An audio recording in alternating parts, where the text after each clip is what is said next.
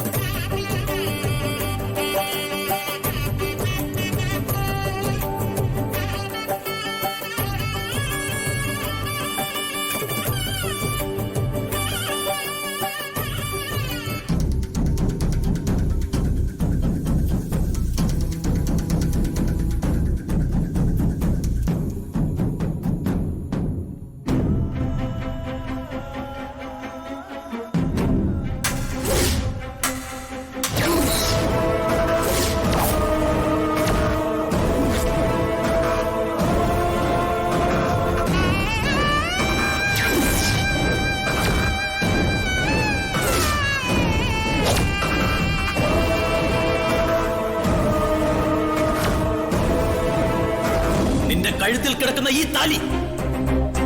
താലി നീ തന്നെ പൊട്ടിക്കും.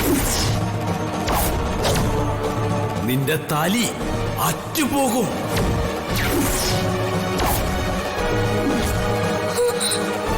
നീ വിധവയാകും.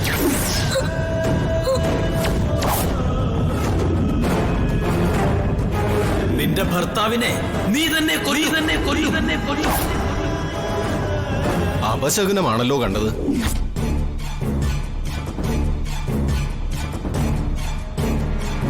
ലക്ഷ്മി പൂജ കഴിഞ്ഞ് നിനക്ക് നീട്ടിയ കുങ്കുമം നിലത്ത് വീണ് ചിതറിയെങ്കിൽ അത് ദുർനിമിത്തമാണ്.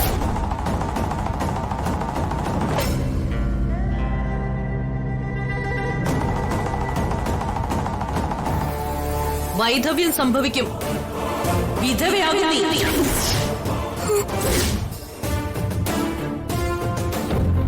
അതാണ് നിമിത്തം കാട്ടുന്ന സൂചനയും. പാർവതി, നീ ഇതൊന്നും കാര്യമാക്കണ്ട. അമ്മ നിന്നെ വെറുതെ പേടിപ്പിക്കാൻ വേണ്ടി പറഞ്ഞതല്ലേ? ഞാൻ വെറുതെ പറഞ്ഞതൊന്നും അല്ല. ശാസ്ത്രം അതാണ് പറയുന്നത്. അല്ലേ തിരുമേനി? ഇല്ലെങ്കിൽ തിരുമേനി പറയട്ടെ. ശാസ്ത്രം അത് തന്നെയാണ്.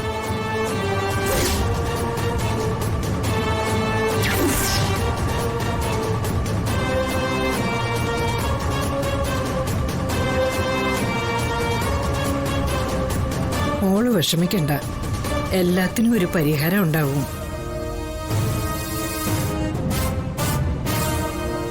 നമുക്ക് ഒരു ജോത്സ്യനെ കണ്ട് ഇതിന് പരിഹാരം ചെയ്യാം. വിധവയാകാനാണ് വിധിയെങ്കിൽ വിധവയായിരിക്കും.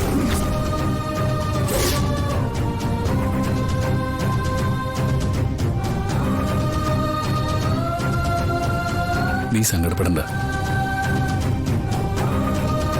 നീ വിധവയാവൂന്ന് പറയുമ്പോ ഞാൻ മരിക്കുമെന്നല്ലേ അർത്ഥം? അങ്ങനെ അകാലത്തിൽ മരിക്കാനാണ് വിധിയെങ്കിൽ എനിക്കതിൽ സന്തോഷമേ ഉള്ളൂ.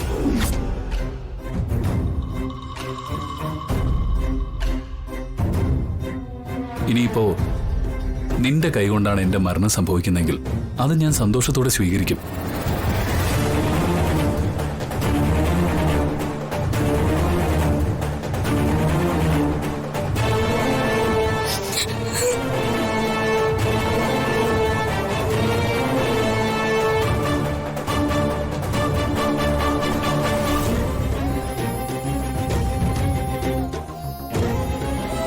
പാർവതി,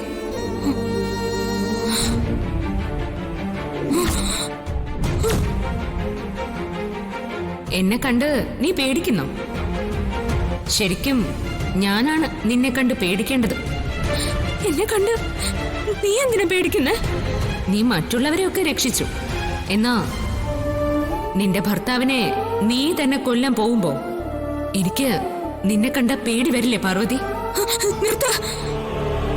ഞാൻ എന്തിനാ വിശാൽ സാറിനെ കൊല്ലുന്നത്?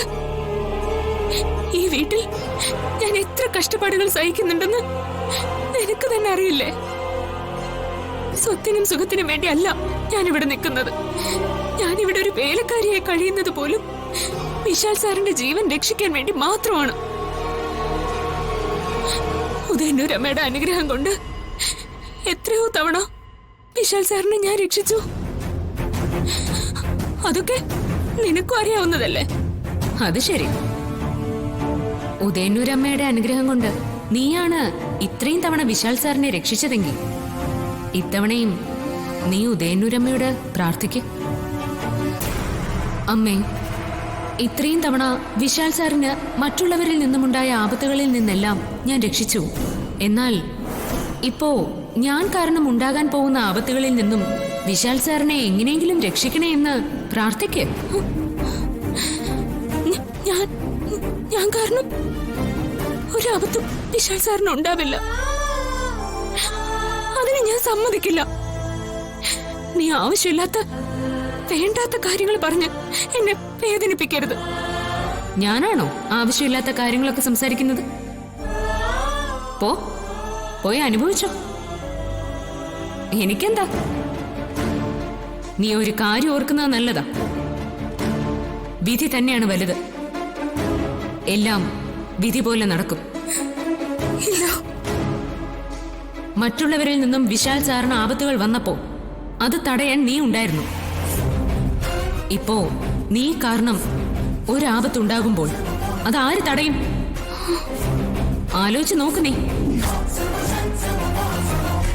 എന്നിട്ട് ഒരു തീരുമാനത്തിലെത്ത്. ഇത് നിനക്ക് മനസ്സിലാക്കി തരാനാ ഞാൻ തന്നെ വന്നത്. ഇതാണ് വിധിയുടെ കളി. എന്റെ ജീവൻ കൊടുത്തിട്ടാണെങ്കിലും വിശാൽ സാറിനെ ഞാൻ രക്ഷിക്കും. നീ ഇനിയും എന്റെ കൺമുന്നിൽ നിൽക്കാതെ ഇവിടുന്ന് പോ. എന്നോട് പോവാൻ പറയുന്നു? ഓ, ഞാനിപ്പോ ക്ഷണിക്കാതെ വന്ന അതിഥിയാണല്ലോ. ഞാൻ വന്നത് തന്നെ നിന്നെ പൂവും പൊട്ടും ഇല്ലാത്ത വിധവാ കോലത്തിൽ കാണാതിരിക്കാൻ എന്തെങ്കിലും മാർഗം കണ്ടെത്തണമെന്ന് പറയാൻ വേണ്ടിയിട്ടാ. പക്ഷേ നീ വരുന്ന ആപത്തുകളെ നിന്റെ ജീവൻ കൊടുത്തും തടയുമെന്ന് പറയുന്നു. അതിന് ഒരു പ്രാവശ്യമല്ലേ നിനക്ക് കഴിയൂ?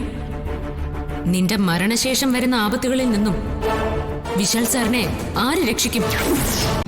ഡൗൺലോഡ് ചെയ്യൂ C5 ആപ്പ്. കാണൂ എല്ലാ എപ്പിസോഡുകളും സൗജന്യമായി.